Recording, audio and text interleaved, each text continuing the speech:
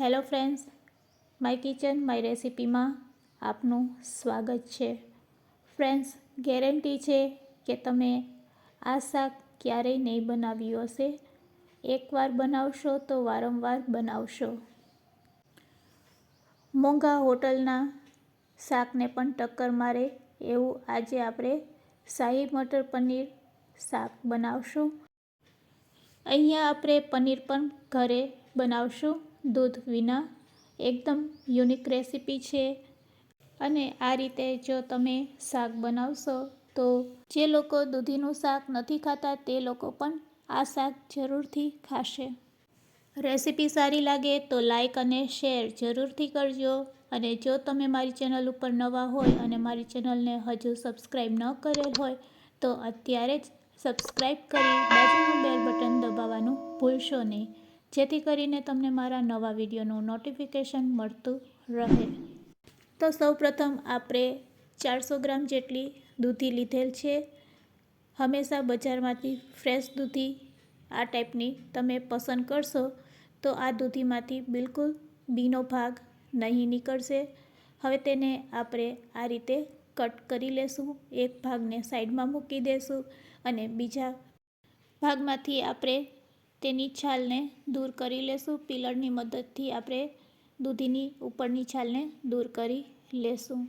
આ રીતે છાલ દૂર કર્યા પછી હવે આ દૂધીને આપણે મોટા ટુકડામાં કટ કરી લેશું। તો ફ્રેન્ડ્સ, જોઈ શકો છો આ દૂધીમાં બિલકુલ બીનો ભાગ નથી। એકદમ કૂણી દૂધી આપણે આ રીતે પસંદ કરવાની છે અને ચાકુની મદદથી આ રીતે આપણે મોટા ટુકડામાં તેને કટ કરી લેશું। ફ્રેન્ડ્સ, આજે આપણે દૂધીમાંથી પનીર બનાવશું। એકદમ સોફ્ટ બનશે અને ગેરંટી છે કે આ રીતે તમે ક્યારેય પનીર બનાવ્યું નહીં હશે। બસ જો ઘરે પનીર ન હોય તો પણ આપણે શાહી પનીરનું શાક આ રીતે બનાવી શકીએ છીએ। એકદમ યુનિક રેસીપી છે અને દૂધીમાંથી આજે આપણે પનીર બનાવશું। કટ કરેલા આ પીસને હવે આપણે મિક્સચર જારમાં લઈ લેશું। તો 200 ગ્રામ જેટલી દૂધીમાંથી આપણે પનીર બનાવવાના છે। તેમાં લીમડાના પાન એડ કરી દઈશું 6 થી 7 નંગ। સાથે સાથે સ્વાદ અનુસાર મીઠું પણ એડ કરી દઈશું। મીઠું એડ કર્યા પછી હવે આમાં આપણે 2 ચમચી જેટલો ચણાનો લોટ એડ કરશું। ફ્રેન્ડ્સ, અહીંયા તમે ચણાના લોટની પહેલાં જો અગાઉથી પ્લાનિંગ કરેલ હોય તો તમે ચણાની દાળ પણ પલાળેલી એડ કરી શકો છો અને જો કાબુલી ચણા હોય અને તેને પલાળીને તમે રાખેલ હોય તો તે પણ થોડા એડ કરી શકો છો। અહીંયા આપણે બિલકુલ પાણી એડ નથી કરવાનું અને તેની એક પેસ્ટ આ રીતે રેડી કરી લેશું। તો આ રીતે એકદમ ઘટ પેસ્ટ આપણે રેડી કરીશું। દૂધીમાં પાણીનું પ્રમાણ વધારે હોય છે, જેના લીધે આપણે પાણી એડ કરવું પડતું નથી। હવે આપણે કુકરમાં સમાઈ જાય તેવી એક ડીશ પસંદ કરવાની, તેને ગ્રીસ કરી અને રેડી કરેલા પેસ્ટને આપણે તેમાં આ રીતે એડ કરી દઈશું। એડ કર્યા પછી આ રીતે ચમચીથી તેને સારી રીતે સ્પ્રેડ કરી દેવાનું। હવે આપણે ગેસ ઉપર કુકરને રાખીશું। અહીંયા આપણે ગેસની ફ્લેમ ચાલુ કરવાની નથી। આપણે સૌપ્રથમ ટમેટાં આ રીતે મોટા ટુકડામાં કટ કરીને એડ કરી દઈશું। સાથે સાથે મોટા ટુકડા કરીને ડુંગળીને પણ એડ કરી દઈશું। તો 3 મીડિયમ સાઇઝની ડુંગળીને આ રીતે આપણે કટ કરીને એડ કરી દઈશું। સાથે સાથે 1 નંગ મરચું સમારેલું, 3 થી 4 કળી લસણ અને આદુનો ટુકડો એડ કરી દઈશું। 7 થી 8 કાજુના ટુકડા અને થોડીક આપણે પલાળેલી ચણાની દાળ એડ કરી દઈશું અને વચ્ચે આ રીતે વાટકી આપણે સેટ કરી દઈશું। તો આ રીતે વાટકી સેટ કરી અને અડધા ગ્લાસ જેટલું આપણે પાણી એડ કરી દઈશું। હવે ગેસની ફ્લેમ આપણે ચાલુ કરી લઈશું અને વાટકી ઉપર આ રીતે આપણી રેડી કરેલી પનીરની ડીશને સેટ કરી દઈશું। કુકરને ઢાંકીને 2 વિસલ વગાડી લેશું। બાજુમાં બીજા ગેસ ઉપર આપણે લીલા વટાણાને બોઇલ કરી લેશું। મીડિયમ ફ્લેમ ઉપર 5 મિનિટ માટે તેને બોઇલ કરીશું. 5 મિનિટમાં આપણા વટાણા રેડી થઈ જશે. 2 સીટી વાગી ગઈ છે અને કુકરનું ઢાંકણું ખોલી આપણે આ રીતે પનીરને ચેક કરી લેવાનું. ચાકુમાં ન ચોટે તો આપણું પનીર રેડી છે. હવે બીજી બધી સામગ્રીને આપણે કુકરમાંથી કાઢીને મિક્સર જારમાં લઈ લઈશું. ઠંડુ થઈ જાય એટલે તેમાં આપણે થોડુંક પાણી નાખી અને તેની પ્યુરી રેડી કરી લેશું. તો તમે જોઈ શકો છો સરસ આપણી પેસ્ટ પણ રેડી છે અને પનીર પણ આપણું ઠંડુ થઈ ગયું છે. તો ઠંડુ થયા પછી જ પનીરના આપણે આ રીતે ચાકુ વડે ટુકડા કરી લેશું.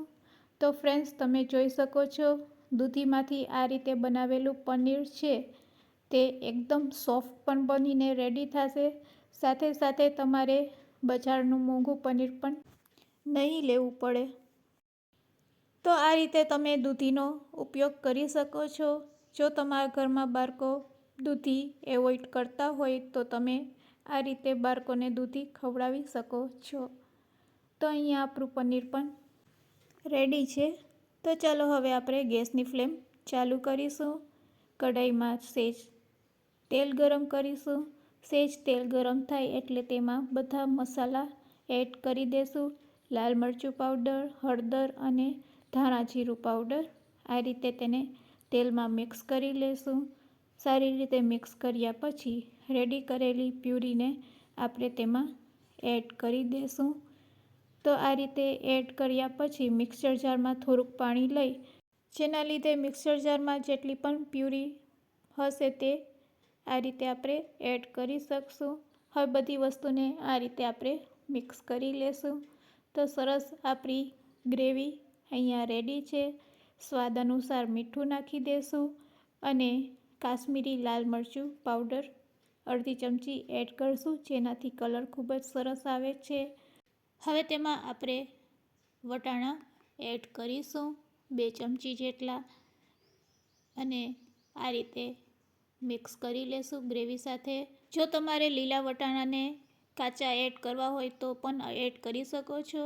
તે પણ ગ્રેવીમાં ઝડપથી પાકી જાય છે. ફ્રોઝ કરેલા વટાણા પણ તમે એડ કરી શકો છો.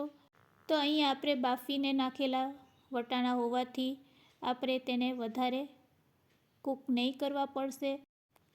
હવે શાહી ટેસ્ટ આપવા માટે 1 ચમચી જેટલી આપણે ફ્રેશ મલાઈ એડ કરશું. ઘરમાં રહેલા દૂધની મલાઈનો જ અહીંયા ઉપયોગ કરેલો છે. હવે તમે જોઈ શકો છો કલર કેટલો સરસ લાગી રહ્યો છે શાકનો. હવે બસ તેમાં આપણે પનીર એડ કરી દેશું. પનીર એડ કર્યા પછી આપણે શાકને વધારે પકાવવાનું નથી. ફક્ત પનીર એડ કર્યા પછી એકવાર આ રીતે પનીરને સારી રીતે મિક્સ કરી લેશું અને પછી ગેસની ફ્લેમ બંધ કરી દેશું. તો રેડી છે આપણું શાહી મટર પનીર શાક. સર્વ કરવા માટે તેને આપણે કોથમીરથી ગાર્નિશ કરીશું. તો ફ્રેન્ડ્સ, આજની રેસીપી કેવી લાગી તે મને કમેન્ટ્સમાં જરૂરથી કહેજો અને જો યુઝફુલ લાગી હોય તો શેર કરવાનું ભૂલશો નહીં. તો રેડી છે આપણું શાહી મટર પનીર શાક. તો ફ્રેન્ડ્સ, તમે જોયું ને દૂધીથી આટલું સરસ પનીર બનીને રેડી થાય છે અને અહીંયા જે લોકો પનીર નહીં ખાતા હશે તે પણ આ શાક જરૂરથી ખાશે અને જેને દૂધી નથી ભાવતી તેને પણ આ રીતે તમે દૂધીનું શાક બનાવીને ખવડાવી શકો છો. Thanks for watching. ફરી મળીશું એક યુનિક રેસીપી સાથે.